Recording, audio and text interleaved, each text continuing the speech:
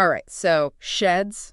Lots of people want extra space, like a workshop or a studio, maybe even like a quiet place away from the house. And a shed is often the perfect solution. Yeah, right. But Yeah. then you got to decide, DIY or hire a contractor. Oh, yeah. That decision alone can feel like a whole project. It really can. So Yep. that's why we're doing this deep dive today. We're going to help you figure that out. DIY or contractor. We've got this great article. It breaks down both approaches. And we're not just talking like, vague pros and cons. We're getting into the detail like, Yeah. exactly how much you could save going DIY. It could be like 40 to 50% less for a 10 by 12 foot shed. Oh, that's a lot. But you got to consider the time commitment. This is not just a weekend project. We could be talking 6 to 9 full days. Yeah, a lot of folks don't think about that up front. So the article highlights something really important, the contractor price.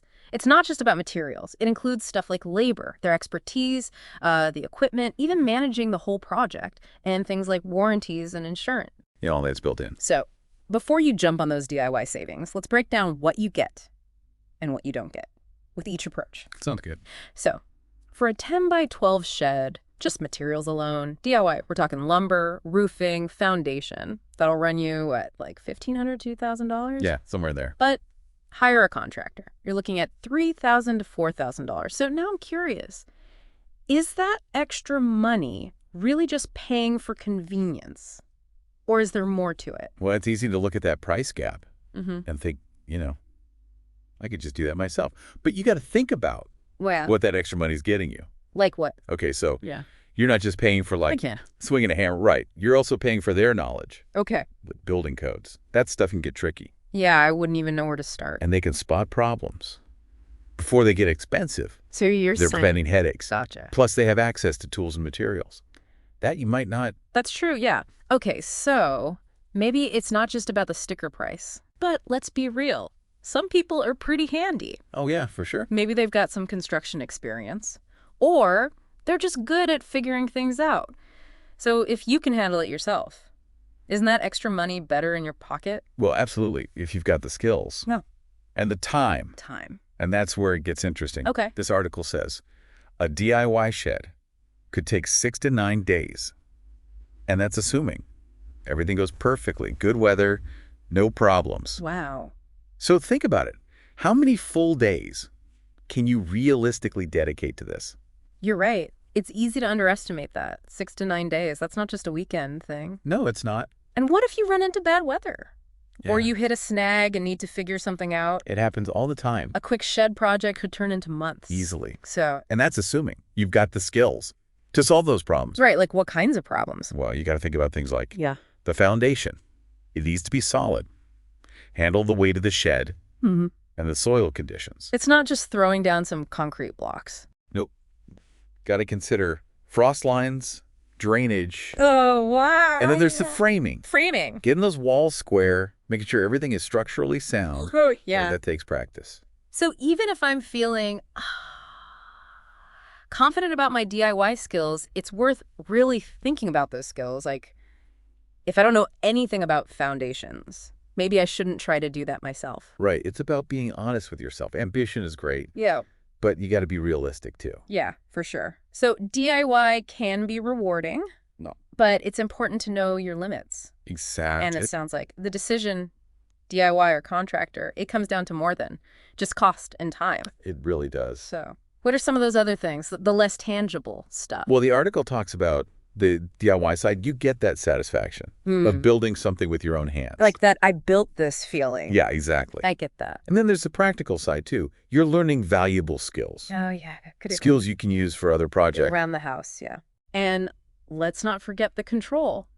With DIY, you get to customize everything. This is a big one for some people. From the type of wood to where the windows go. You're not limited by the contractor's choices. Right. You're the architect of your own shed destiny. I like that. So we've talked about the cost savings, the time investment, Oh. the emotional and creative rewards of DIY. But I think it's time to give the contractor some credit. Yeah, they've got their perks too. So what are some of the advantages there, besides just getting it done faster? Well, speed and efficiency, definitely. Contractors have the experience and the crews. to get it done way faster than you could. I can imagine. And they're going to do it to code. To code? What does that even mean? Basically, they're following building regulations and safety standards. Oh, okay. So that's something I'd need to learn about. If I was going DIY, Yeah, probably. why is to code so important? Well, it's about safety. Makes sense. For you, for anyone using the shed. And it can protect you legally, too. Oh, I didn't think about that. And if you ever sell your house, a shed built to code can add value. Good point. So, hiring a contractor gives me that peace of mind, knowing my shed is safe and legal. Exactly. And what about those warranties and insurance? You mentioned those before. Right. So yeah, that's another area where contractors provide something that's hard to get with DIY. Okay. Most contractors Yeah. will give you warranties on their work. So that covers things like material defects. Yeah. Or if the construction is faulty. Makes sense. And they'll have insurance, too. Oh, right. In case of accidents or damage. During the build. Yeah. So if something goes wrong after, like the roof leaks, or there's a problem with the foundation, I can call the contractor. You've got some recourse. But if I DIY, I'm on my own to fix it. Pretty much. Okay, so we've weighed the pros and cons. It seems like there's no easy answer. It depends. Skills, time, budget, even personality. I think so. But no matter what you decide. This article says there's one thing that's crucial for both DIY and hiring a contractor. What's that? Detailed plans. Oh, absolutely. Why are those so important? I'd think. If I'm hiring a contractor, they'd handle all that. It's funny. People underestimate this all the time. Both DIYers and people hiring contractors. Really? For DIY. It's like your roadmap. It Wow. guides you through the whole thing. I get that. Yeah. What about for a contractor, though? Well, think about it. Detailed plans help you get accurate bids. From different contractors. Right. So you can compare prices. Apples to apples. Exactly. Okay. And they help with communication, too. Oh, right. Less chance of misunderstandings. So it's about transparency. Yeah. Avoiding those surprise charges. Exactly. Right. Detailed plans act as a benchmark for both you and the contractor. So I can use them to check the quality of their work. Right. And make sure they're building what we agreed on. Exactly. Yeah. And it helps prevent scope creep. Scope creep. It's when the project keeps expanding. Oh, I've had that happen before. If the costs go up because of all these changes and additions. That's no fun. So detailed plans help keep everyone on the same page. And prevent those cost surprises. Yep. Anything else they help with? You mentioned permits earlier. Oh, yeah. Lots of places require permits for sheds. Right. And they often need you to submit detailed plans for approval. So having those plans ready to go can speed things up. Right. And avoid delays. Gotcha. Hmm. So detailed plans are a must-have. DIY or contractor Absolutely. They help. with budgeting, communication, quality control, managing the scope, even permits. It's a lot. Sounds like they're worth the effort. Definitely. They're an investment. Okay, so we've covered a lot. Costs, time, the advantages of each approach, and we've established that detailed plans are non-negotiable. You got it. Now, how do we actually decide which path is the right one? Well, that's where things get personal. Okay. This article has some key questions Okay. to help you assess your situation and Okay. figure out which approach is best for you. I like that. So I think it's time to turn those questions over to you, the listener. Think of this as a self-assessment to guide you towards the right path. Right, let's do it. So we've got all this information, but now the big question, which path is right for you? That's where the self-assessment comes in. Right. Got to figure out what works best. Okay, so first up, experience level. Be honest with yourself here. Have you done projects like this before? Like, are you comfortable with basic construction? Do you know how to use power tools? Yeah. You need some basic skills for this. It's like you wouldn't run a marathon without any training. Yeah. Building a shed, it's not quite a marathon. But Yeah. you still need some construction fitness. I like that analogy. Okay, so let's say you've thought about your skills and you're feeling pretty good. Next big thing is time. Oh, yeah. Time's a big one. Can you actually dedicate like several full days to this project, maybe even weekends? And remember, that's if everything goes perfectly. Best case scenario. What if you hit a snag or the weather's bad? You got to have a buffer. Time management is key. It really is. That's where DIY projects can go wrong. It's Yeah. easy to underestimate how long it'll take. Especially if you're busy. Right, juggling other stuff. If you're already stressed, this project could make it worse. Yeah, that's not what we want. So before you commit to DIY, look at your calendar. Yeah. Seriously, can you block out the time? without sacrificing other important things. It's about priorities. And if you can find the time, are you mentally prepared for that? That's a good point. Like a delayed project can really weigh on you. It's true. Okay, so you've got the skills, you've got the time. There's another practical thing. Tools. Oh, yes, the tools. Do you have everything you need? We're talking circular saw, drill, level, measuring tapes, safety gear. It adds up. And that stuff's not cheap if you don't have them already. Factor that into your budget. Yeah, the DIY price tag can change quickly. Sometimes it might just make more sense to let the contractor bring their own tools. Especially if you're only going to use them once. Okay, so we've covered experience, time, tools.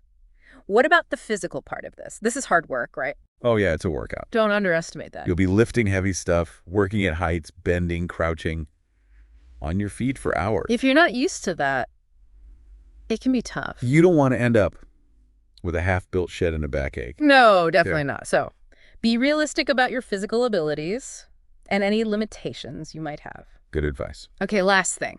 Think about how complex your shed is going to be. Right. What are you actually building here? Is it a simple design, or are you going all out? Electricity, insulation, a loft, maybe custom windows, fancy trim. The more complex it is, the more skills you need. And that's where a contractor can really help. They've done this all before. They know how to handle the tough stuff. It's like if you were having heart surgery. You'd want a heart surgeon, right? Yeah. Not just any doctor. Exactly. So if you're building a fancy shed, maybe a contractor is the safer bet. Makes sense. But what if, after all that, you've decided to go DIY?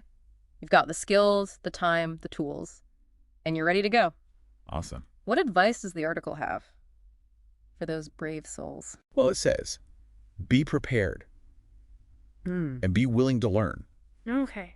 Don't just wing it. Do your research. Yeah, research. Yeah. Proper techniques, brush up on your skills. There are tons of resources out there. Videos, books, workshops. Before you even touch a hammer, do your homework. I'll get that. Watch videos, read books, talk to people who've done this before. Make sure you understand every step. Good idea. You could even practice on a smaller project first. That's a great way to build confidence. And don't be afraid to ask for help. Everyone needs help sometimes. Even the pros. Reach out to a friend, someone at the hardware store, or even online forums. There are communities for everything these days. So, embrace the learning process. It's part of the fun. Okay, so what about the folks who've decided to hire a contractor? What does the article say about that? Well, first things first. Do your research. On contractors. Yeah. Don't just hire the first one you find. Okay. Ask friends, neighbors, family for recommendations. People they've had good experiences with. Exactly. And check online reviews, too. See what other people are saying. Good idea. And don't be afraid to ask for references. From the contractor. Yeah. Talk to their previous clients. Get the inside scoop. Exactly. Okay, so you found a few good contractors. What's next? Get bids. Bids. Okay. But remember, the lowest bid isn't always the best. Yeah. Look at the details. What's included in the price? Payment terms, warranties. All that good stuff. And this is important. Get everything in writing. A contract. Yeah, make sure it outlines everything. Yeah. Scope of work, materials, payment schedule, timeline, warranties. That protects both of us. Exactly. No surprises. And less chance of disagreements later. The contract's like a roadmap. For the whole project. Okay, so we've chosen a contractor. We've signed the contract. Project's underway. Great. What's next? Communication. Communication, okay. Stay in touch with your contractor. Ask questions. Talk about any concerns. Don't be afraid to speak up.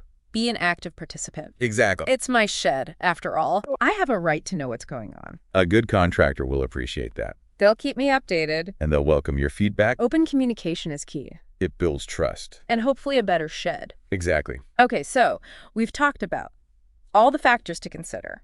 DIY or contractor, benefits, challenges of each approach, and how important preparation and communication are.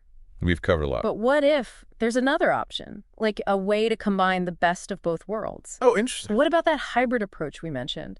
What if you love DIY, but you don't want to do everything yourself? Yeah, like a mix. Or maybe you've got some experience, but some things, like electrical work, scare you. Right. That can be intimidating. So could you DIY some parts and hire a contractor for the tough stuff? That's the hybrid approach. And it's perfect for a lot of people. It's like you get the best of both worlds. Exactly. You customize it based on your skills, your comfort level, your time. So I get that hands-on experience, but I still have a pro for the hard parts. Yeah, and you might save some money too. I like that. So let's say I can handle framing and siding, but I don't want to mess with the foundation. Concrete can be tricky. Could I hire someone just for that? Absolutely. You break the project down and decide what you want to do yourself. What I need help with. Right. Maybe I do the framing and siding, but the contractor does the roof and electrical. That's a good example. Or maybe I do everything but the foundation. Like you said, It's flexible. beauty of it. It's like my own custom shed adventure. I like that. Okay, but before we get too excited, you mentioned something before about long-term maintenance. Oh, yeah, that's important. We've been focused on building, but what happens after? Got to think about the long game. So what do we need to consider? Well, it starts with site selection. Where you put the shed. Right. You want a spot that's not just convenient, but good for the shed in the long run. Okay. Think about drainage. You don't want it sitting in a puddle. That makes sense. And sunlight. Too much sun can damage the materials. Oh, so like fading and stuff? Yeah. So I need a spot that's level, well-drained, and maybe some shade. That's a good start. And think about wind, too. Wind? If it's a windy area, you want to minimize exposure. I don't want my shed blowing away. Exactly. Maybe think about wind breaks. Like trees and bushes? Yeah, things like that. Okay, what about the foundation? That's crucial. It's got to be solid. Yeah. To prevent problems later on. So what kind of foundation is best? It depends. Concrete slab, pier foundation, others. But it's got to be built, right? Absolutely. Designed for the weight in the soil. That sounds complicated. It can be. This might be a good place to hire a pro. Especially if I don't know what I'm doing. Yeah, better safe than sorry. So don't skimp on the foundation. It's the base of everything. What about the materials? For the walls, roof, siding? That matters too. How so? Well, think about your climate. Like if it snows a lot? Yeah. Or if it's humid? Exactly. You want materials that can handle that So they'll last longer. and need less maintenance. So if I live on the coast, I need siding that can handle salt. Good example. And if I get lots of snow, I need a steep roof so it slides off. Right. So think long term. Prevent problems before they happen. Okay, so we've picked the right spot, we've built a good foundation, and we've used durable materials. What else can we do to keep our shed in good shape? Regular maintenance. Oh yeah, like a car. Exactly. Your shed needs some TLC too. Like what? Simple stuff. Cleaning the gutters, checking the roof, maybe restaining or painting. Little things can make a big difference. Preventative medicine for your shed. I like that. How often should I do that? It depends. On your climate, the materials, But a good rule of thumb, check it twice a year. spring and fall, Yeah. Look for damage, wear and tear, clean the gutters, check the roof. catch problems early. Exactly. It's easier to fix a small leak now than a whole roof later. That's the idea. This has been so helpful. I feel like I know so much more now about building a shed. That's what we're here for. We talked about DIY, contractor, the pros and cons of each, even that hybrid approach. Lots of options. We talked about site selection, materials, maintenance. It's a whole process. But before we go, I have one last question. Okay, shoot. We talked about building the shed, but what about inside? How are people going to use this space? That's the fun part. The shed's just the shell. You get to make it your own. A workshop, a studio, an office, maybe just a place to relax. It's up to you. So many possibilities. Let your imagination run wild. Dream big, plan carefully, and enjoy the process. That's great advice. Thanks for joining us on this deep dive into the world of shed building. My pleasure. We'll see you next time.